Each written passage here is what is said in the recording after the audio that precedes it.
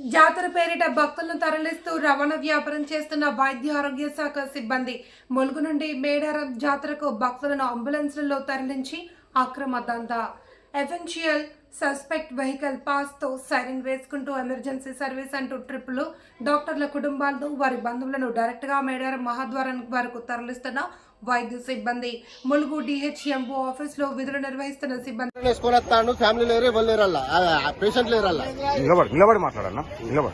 ఏమైంది అసలు? అంబులెన్స్ లో పేషెంట్ లేరు, హార్న్ వేసుకొని వస్తాడు. ఓకే, అందులో ఉన్న వాళ్ళు పేషెంట్ కదా? పేషెంట్ కాదు వాళ్ళు. మీరు బండి మేము మాట్లాడుకుంటాం. కిరాయి పోతాను, హార్న్ వేసుకొని వస్తాను. అంబులెన్స్ వస్తాను, ఇవ్వలేరు.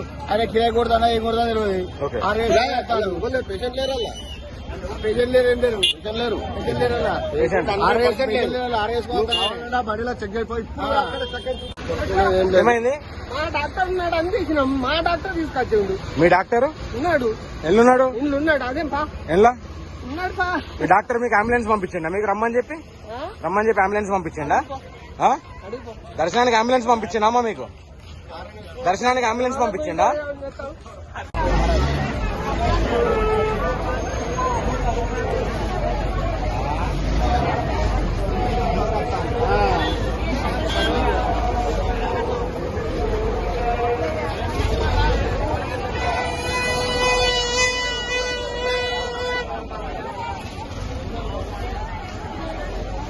ఆపు చెప్తా నేను దుకాణం రాలే.